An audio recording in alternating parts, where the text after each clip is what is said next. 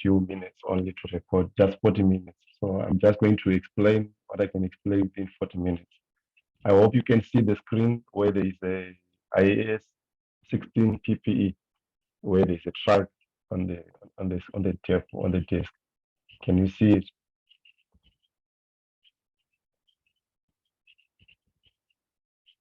I can see it. Yes, I can see it too. If anyone can just confirm for me if you can see the screen.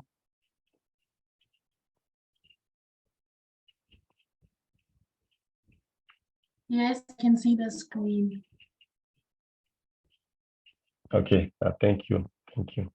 Okay, so as for a start, maybe others will join in since we are recording. They will just catch up on the recording. So for a start, we're basically discussing the IAS 16, the PPE, and in the afternoon, I remember I instructed some. I sent a link in the WhatsApp group for you to be able to download the soft copy for the IAS 16. This is what it would look like. It's basically the same as the hard copy, but usually in an exam situation or whenever you ask a question, sometimes it's difficult to find where something is exactly. So it's much easier if you have a soft copy. You can easily search and get information of some things that you might not be aware where to find them. So I'm just going to be, maybe I will just go to the standard and I will go back to my notes that I have. These are just summarized slides that I prepared for this lesson. So bear with me. If there's somewhere where you are not able to see or you don't understand, feel free to ask. Then I'll zoom in on that and try to explain some more. Right. So in this class, we are just going to have definitions. That's what we are going to look at, measurement. Another measurement, we are looking at recognition. At recognition, how do you measure the cost at recognition and how do you measure the cost after recognition? And then we are going to look at the structure of the PPE. Then we are going to look at the cost module versus the revaluation module. Subsequent costs, movements during the year, and disclosures. So this is what we are going to cover in just these 30 minutes. This is not a long standard. If you check with other standards, this is a very short standard. You see 28 pages at the bottom here. And you might find out that these 28 pages, some are just headings. So it's just a short standard. If you know where to find information, this would be one of the easiest standards that you would have to do. Right. So there are things that I think you should take note of in this standard. Firstly, being that this only concerns assets that are tangible. Any assets that are intangible, they are not part of this PPE. PPE only deals with tangible standards. If there is something that is not tangible, that is an intangible asset. Intangible assets are not part of this. Intangible assets are part of the IAS 38. That's where we find intangible assets. So any assets that you find that are intangible, they are not part of this. That is to say, patents, trademarks, and the like, those are not part of the PPE. PPE only deals with tangible assets. For example, we have maybe motor vehicles, aeroplanes, machinery, and the like, equipment. You might have tractors, anything that is intangible asset. That is what is found in the PPE. And it should be expected to be used during a period of more than 1 year. So more than one financial period that you're dealing with. If it's less than one financial period, then it should be expensed because it's not an asset at all. It was supposed to be expected to bring incomes for the long term. That's why it will be put in the PPE. Then you need to also note the recognition criteria for the assets. That what does it take for you to recognize a certain asset as an asset that qualifies to be part of the PPE, or an item or a transaction that would have taken place to identify that this is an asset. You should be aware of this. By definition of assets, based on the conceptual framework, that's where you should look at the definitions of an asset and you should know how to define an asset. However, the criteria for the recognition of an item as a PPE as per IA16 usually differs from the criteria of the conceptual framework, because in the definitions of IA16 as a tangible asset, you have an asset that is for more than one financial period. But in the conceptual framework, they say an asset, something that is going to bring a return for you in future, regardless of the time frame. So the issue that makes differences to the existing is because of the difference in time frames, that the IA16 makes specifications on time, but the conceptual framework, it doesn't put a time frame on the definition of an asset. I think that you should go and look out for when you have time to just go over the conceptual framework and you check that part. It's very important for you to note that part. This is crucial because sometimes you have spare parts that might just be used in less than 1 year, but because of the IA16, there's a requirement that those spare parts should be included in the PPE as part of an asset. So there might be contradiction somehow. Okay, so now when you go to measurements, we have measurements done initially at cost, and then we have subsequent measurements. And in the subsequent measurements, as you can see, that's where we have the depreciation, impairments, revaluation. So now at cost, the cost includes purchase price, import duties, and you should deduct trade discounts. So this is also a crucial point. This must be deducted. You should deduct this trade discounts and rebates. They should be deducted. So each time you find an asset that was bought and they say there's a discount, make sure you deduct it, remove it. Definitely just make sure you deduct it. Then we also have transport costs, the transport to bring an asset to the position where you have found or where it's going to be used, and other directly attributable costs. We shall discuss about them in the later stages. The dismantling costs are supposed to be included. Restoration of site costs after the use of the equipment or the plant. You might have to restore the place that the plant was set up in, and that should be included also in part of the cost. So just going to break it down for you. We have in the cost initially, when you have in the cost of a PPE, I'm just going to jump on this point, bullet number 3, cost of a PPE. These costs are listed in IA16, paragraph 16, which is what we have here, which is, I think, it's very crucial for you as a student to make sure that you always highlight, put a way for you to quickly find out this information, put a mark or a note on the side that you can take on the side that shows that this is where you get the cost. The cost of an item of PPE, it comprises of these items here. And any cost directly attributable to bring the asset to the location and condition necessary for it to be capable of operating in the manner intended.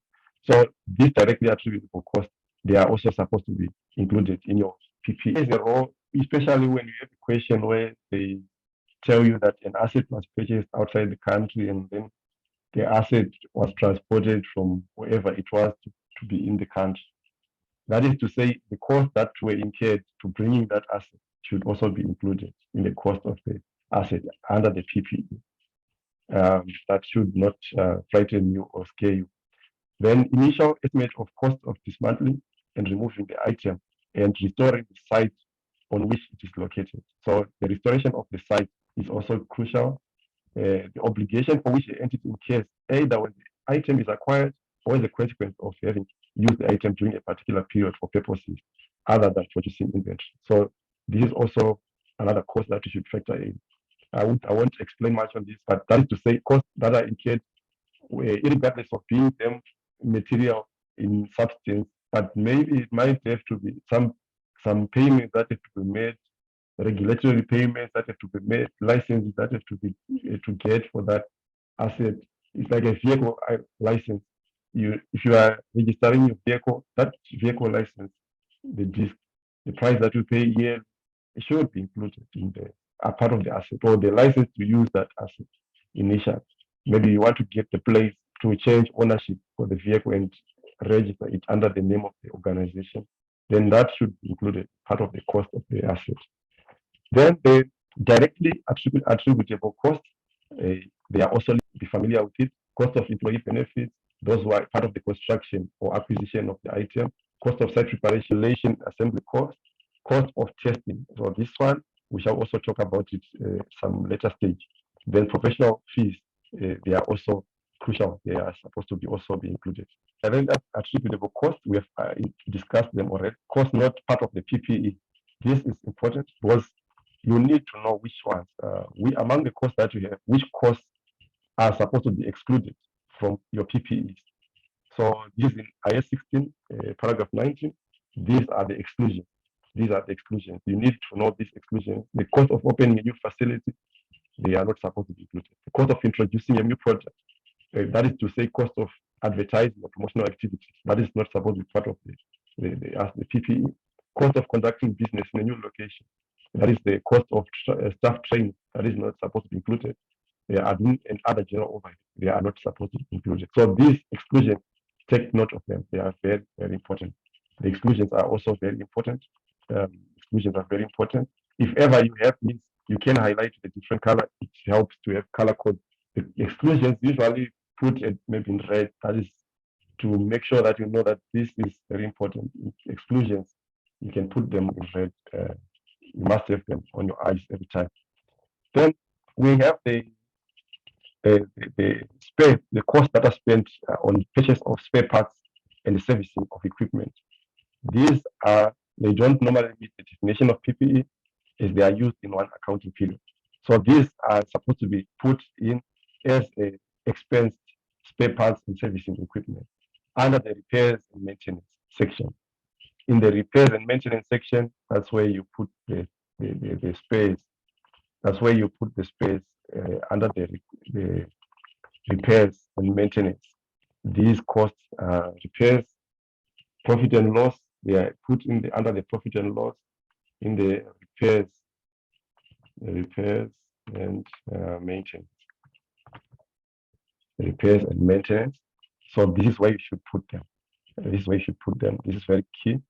Major spare parts, expect to use them during more than one period. So we have the major spare parts, and then we have spare parts. Perhaps we have like spark plugs. We have, if you are looking at a vehicle, maybe it will be spark plugs. We have some bolts. We have some smaller repairs, fuels that has to be put. These are spare parts. Even if you have an asset, you are supposed to have that as a spare part. But when it's now a major spare part, now we are looking at maybe a complete overhaul of the engine, removing the engine and putting a new engine. Now we might have to remove the brakes, the whole unit of brakes. That is a major spare part. Then those should be included in the PPE. Or any other asset that you purchase because you have that main asset. You might have to purchase standby equipment. It might be a pump for wheels for that car because a specific pump that should be included in the purchase of the PPE, should be included in the cost of that PPE. Then we have samples produced while testing. There's an important note to include there on that part that are produced. The important note to note here is, let me put my highlighter. An entity should recognize the proceeds from selling these items and the cost of these items in the profit or loss. They should not be put in the PPE. The cost of selling items produced, maybe while you're testing, as you are making samples just before you use the machine or the equipment, that sample, it should not be included in the PPE, the cost of making that sample. It should be calculated on its own as a profit and loss of its own, the revenues on their own, and the cost of making it on their own, and the profit that you receive out of the selling of that prototype or the testing, it should be recorded in the profit and loss, not in the PPE. So this is very key also again. Usually questions come when there is a testing that was done before the use of the equipment. It's very crucial. Then there is also an exchange of PPE items where instead of paying cash, there is a swap of two assets. Maybe I want to buy a vehicle, then I exchange with a tractor. Then in that instance, you should recognize the fair value of the asset that has been given up and de-recognize the carrying amount of the disposed asset. So the fair value of the asset given up, it should be recognized according to section 24A, according to section 24A, in an exchange of one non-marriage item for another, but it also implies to all exchange described. Let me look at okay, the cost of such an item of PPE is measured at fair value unless the exchange lacks commercial substance and the fair value of neither the asset received nor the asset given up is reliably measurable. So the fair value should be used in determining the amount that will be included in the PPE. That is to say, at the same time, of course, well, remember in the PPE, we have different assets. So if you have, let's say, for example, a motor vehicle that is being exchanged for a tractor, in the column for the motor vehicle, you should de-recognize the motor vehicle with that same amount in that column. And then in the column for tractor that you are receiving, it should be written as a recognition or addition. You should recognize 100,000. So the amounts, they might not be the same. They will be the same, but the one is being deducted from one asset and the other is being increased in another asset.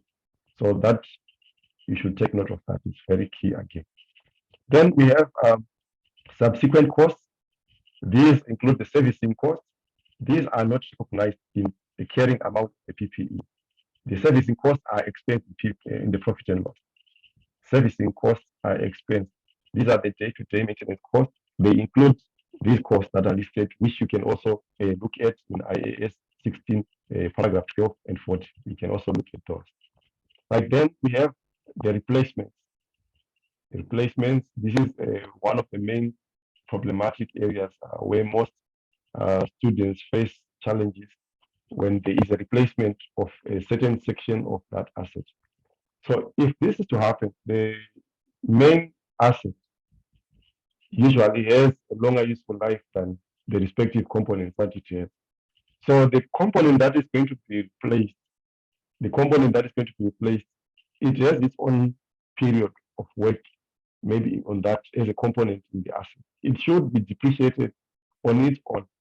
When you now deal with replacements, you should separate the two. I'm just going to jump to the section here where we have in an aeroplane, perhaps the component that you are dealing with, maybe it's an inspection component. That inspection component should be isolated and should be put on its own column when it comes to the working, because you are going to do the inspections periodically, maybe 2 years, after every 3 years, after 5 years. But the airplane has maybe a lifespan of maybe 30 years, but the inspection has to be done after every 2 years. So if it's that case, the inspection component is going to be used up over this period of time of 2 years. And you do another inspection, and for 2 years again, you be using the aircraft. After the 2 years, you have to do another inspection. So that component has to be dealt with and worked with on its own without combining it with the whole main aircraft. So this is how it's done. In the workings, there is marks for workings, and this is not the disclosure that is expected, but in your workings, this is the disclosure that is expected. Right. Then we are going to just go back. I apologize for the way I'm moving. I'm trying to move as quick as possible because I'm having limited time. So now, okay, then on replacements, recognize in the carrying amount the cost of replacing the component. So you need to recognize the cost of replacing the component, then de-recognize the remaining carrying amount of the replaced part. So remember, as we have said, the component, it will be being depreciated on its own periodically. But sometimes you don't have to wait for it to be exhausted for you to replace the component. Otherwise, you have delays or even breakages in the main equipment. So you might say, okay, let's just, before it fully used up, let's just replace the component again. So that's where the issue comes in, that we have to calculate a balance, the carrying amount that was still left before you replace. And that balance, you should subtract that carrying amount. You should deduct it or de-recognize it from the remaining carrying amount. And you deduct it from the carrying amount of the asset. And then you recognize the cost of replacing that component. So if it is not practical to determine the carrying amount of the replaced part, use the cost of the replacement as an indication of what the cost of the replaced part was at the time it was acquired or constructed. So this is also another crucial part. Perhaps when you bought the asset, it's like when you buy a car, you might not know that how much is it to service the car. But when you now service the car, the first time you service it, you now know, okay, the cost to service this car is this amount. And when you know it, then you are going to use that cost as your way of depreciating. They use that cost value as the value to use for the depreciation calculation. So that is very, very crucial, this part. If it is not practical to determine the carrying amount of the replaced part. Right. Then when there is a regular major inspection, recognize the cost of major inspection, derecognize carrying amount of previous inspection. The estimated cost of future similar inspections may be used, like we have done also in the prior cost. That is the inspection component and the like. So this can be a component as an inspection, but the other prior discussion, we were talking about replacement. So it might be a part, not an inspection. So it might be the propeller of an aeroplane, they have to be replaced, or an engine per se has to be replaced, or chairs, seats in the bus, they have to be replaced. Then if that is the case, you have to apply what we have discussed. So here are the brief workings. I'm just going to speed over this. Then we go to the structure of the PPE in order to make sense. The structure of the PPE, this is what I think is the meat of the IAS 16. As a tip in an exam, if you are about to write an exam, in this case, this 3702, always you should remember, the PPE is going to come. I have not seen a question where paper that doesn't have a PPE. The PPE has to come. But for you as a student, it will do you a great favor if you can just prepare this table like exactly. For those who type, for some who write, maybe it will be different. Maybe details that have to be prepared, maybe the assets that will be given in the scenario. But as it is, if there's no penalty for leaving a line item, let's say there are no evaluation in the question, there's no harm in leaving that line of evaluation not written. You can just go to the next line, you write the relevant information, and then you leave out whatever that is not relevant. And then as they mark, they'll score you according to what you have already, the information that you have filled in, if it's according to the memo that they are using. So in order to save your time, there is no tricks. This is how it will look like. You have it in this structure. It will help you in order to identify items that you might have missed. Because here we have the inspection cost incurred, it should be capitalized. That is, if you have incurred inspection cost, and then the inspection costs that were incurred initially, they have to be derecognized. So these are other items besides the derecognition when they are disposals. They should also, this disposal, we should also indicate them. If there are different items, let's say there's a disposal and there's also a recognition of initial inspection cost, separate the items. These I just patched them like this for discussion purposes, but in an exam, you should separate each of them.